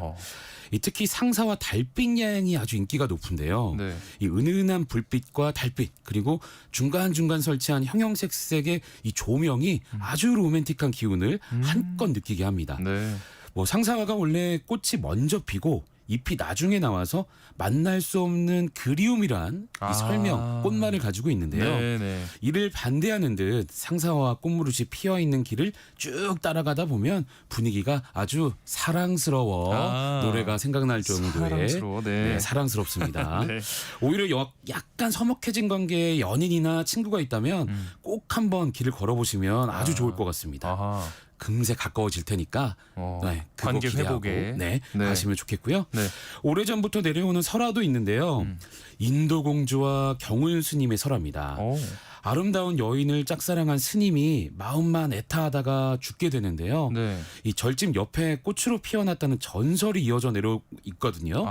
그게 바로 상사화입니다. 그래서 길을 걷다가 보면 전설 이야기를 듣고 걸어도 그렇고 나중에 걷고 나서 알게 돼도 그렇고 애틋한 감정이 아주 물씬 느껴집니다. 이 스님의 뭐 순애보라고 할까요? 좀 안타까운 마음이 들기도 하면서 어떤 면에서는 꽃으로 또 새로 태어났다고 하니까 굉장히 아름답게 들리는데 이런 전설 얘기 이렇게 들으면서 걸으면 생각하면서 걸으면 시간 가는 줄 모르겠어요. 아유, 그럼요. 예. 이 상사화와 꽃무릇에 푹 빠질 수밖에 없는 전남 영광의 불갑산 상사화 축제입니다. 네. 좀 더 꽃 구경을 나서 보겠습니다. 네. 불갑사 가는 길은 물론이고요. 등산로와 개천가에도 꽃무릇이 아주 지천에 깔려 있거든요. 네. 핵심 감상 포인트는 일주문에서 해탈교로 이어지는 생태숲길 그리고 불가사 앞 군락지 그리고 부도밭입니다. 네. 이 생태숲길과 불갑사 앞에 있는 군락지는 네. 울창한 숲속 평지 꽃밭이 주는 아주 매력적인 모습이 있고요. 네네. 또 부도밭은 완만한 언덕의 자리에서 리듬감이 있습니다. 예. 아침나절 축제장을 찾았다면 이 불갑사 뒤쪽으로 가보시면 좋은데요. 뒤쪽. 네. 예, 거기에 불갑사 저수지가 있습니다. 아하. 은근 꽃구경 명당으로 소문난 곳인데 여기가요. 예, 이 맑은 저수지에 초록빛 산과 붉은 꽃무릇이 아주 조화를 그럴싸하게 이룹니다. 그 물 위에 붉은 꽃무릇이 비쳐서 이 산책하는 맛이 아주 쏠쏠하거든요. 예. 또 요즘같이 일교차 심할 때 이때 가면 안개가 핍니다. 네, 그래서 뽀얀 안개라도 내리면 분위기는 뭐 더 이상 드릴 말씀이 없을 정도로 아주 아름답습니다. 네네. 물론 여기가 끝이 아니고요. 네. 이 꽃무릇은 불갑사 입구를 지나서 깊은 산으로 쭉쭉 이어지거든요. 네. 불갑사에서 해불암에 이르는 이 동백골이 꽃무릇으로 너울대는 구간입니다. 불갑사에서 동백골 또 해불암 연실봉을 거쳐서 불갑사로 돌아오는 코스가 한 4.5km 정도 되거든요. 아하. 보통 걸음으로 약 1시간 30분 정도 걸리는데요. 네. 걷는 내내 꽃무릇의 자태를 마음껏 만끽하실 수 있습니다. 꽃천지. 네. 네. 또 불갑사가 천년 고찰이라고 아까 말씀드렸는데 네. 이 백제 시대 때 창건한 절이거든요. 예. 여기도 꽃무릇 탐방지입니다. 384년 백제 침류왕 1년 때 인도 숙녀 마라난타가 지은 것으로 알려져 있는데요. 예. 불갑사 대웅전은 보물 830호로 지정된 곳이기도 합니다. 보물. 예. 네. 그 인도 숙녀가 건축해서인지 여기가 조금 특이한 모습을 가지고 있어요. 네. 그 여느 절집과 달리 정문을 딱 열면 네. 부처의 옆모습이 보이고요. 보통 정면이 보이는데 그렇죠. 네, 옆모습이 보이고요. 네. 또 대웅전 지붕 꼭대기 한가운데에 있는 이 도깨비 얼굴 모양의 귀면보주와 또 대웅전 왼쪽에 있는 일광당도도 굉장히 좀 새롭습니다. 예. 이 승당으로 쓰이는 일광당은 울퉁불퉁한 그 휘어져 있는 나무를 다듬지 않고 사용해서 조금 더 이색적으로 보입니다. 이곳 부처님께서는 옆모습이 좀 자신이 있으셨는지 굉장히 특이하고 불갑산은 진짜 이 꽃무릇 천국일 것 같다는 느낌이 들고 뭐 걷기 코스도 그렇고 사찰 안으로도 이렇게 구경할 곳이 굉장히 많은 것 같네요. 영광까지 왔으니까 주변 여행도 좀 가봐야죠. 네. 축제장을 딱 벗어나면 염산면 두리로 한번 가보시면 좋겠습니다. 예. 이 두리는 한눈에 잡히지 않을 정도로 아주 드넓은 갯벌이 펼쳐져 있는데요. 네. 염전 또한 자리에서 볼거리가 넘쳐납니다. 이 두리 갯벌이 1000년 전부터 한반도 최고의 소금 생산지로 알려져 있거든요. 이 소금산을 뜻하는 염산면, 또 소금의 하얀 산을 뜻하는 백수읍처럼 이 소금과 관련한 지명이 여전히 이어질 정도입니다. 이곳 염전은 면적이 570헥타르, 그러니까 170만 평이 넘습니다. 여기서 매년 4만 5천 톤이 넘는 천일염이 나온다고 하는데요. 전국에서 전남 신안 다음으로 두 번째 생산량입니다. 두리까지 왔다면 백바위 해수욕장과 백바위도 들려야 하는데요. 이 하얀 바위와 정자가 잘 조화를 이루거든요. 여기가 해질녘에 찾으면 정말 기가 막힌 일몰을 잘 보실 수가 있습니다.